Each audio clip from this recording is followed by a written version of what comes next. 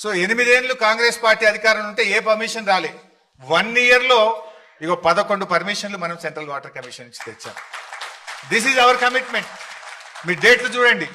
CWC నుంచి hydrology 30th November 2017, interstate 3rd November 2017, CMS 24th November 2017, irrigation planning 13th April 2018, farmers welfare 11th May 2018, cost appraisal 1st May 2018, CSMRS 21st May 2018, ministry of environment and forest 4 పర్మిషన్లు వచ్చినాయి.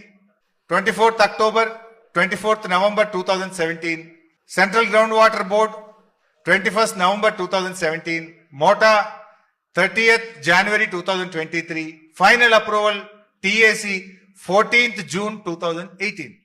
So అన్ని అనుమతులతో Kaleshwaram project కట్టినాం. కొంతమంది అప్పుడప్పుడు మీరు వినేవాళ్ళు కాళేశ్వరంకు డిపిఆర్ఏ లేదు, డిపిఆర్ఏ లేకుండా కాళేశ్వరం కట్టినా కూడా ఆ మధ్యలో మన మీద బురద జల్లేదు. డిపిఆర్ లేకుంటే సెంట్రల్ వాటర్ కమిషన్ ఇన్ని అనుమతులు ఇస్తుందా? అసలు డిపిఆర్ సబ్మిట్ చేయకుండా సిడబ్ల్యూసి స్క్రూటినీ చేస్తుందా? అసలు ఎవడన్నా లోన్ ఇస్తాడా? అంటే ఇన్ని అనుమతులు ఉన్నాయి కనుకనే మనకు లోన్ వచ్చింది. మనం ఈ అనుమతులన్నీ కూడా సాధించి ప్రాజెక్ట్ నిర్మాణం చేయగలిగాం. అంటే Kaleshwaram has every permission, every approval. అంటే స్టాట్యుటరీగా రాష్ట్ర కేంద్ర ప్రభుత్వాల నుంచి తీసుకోవాల్సిన అన్ని అనుమతులను కాళేశ్వరం ప్రాజెక్టు పొందింది.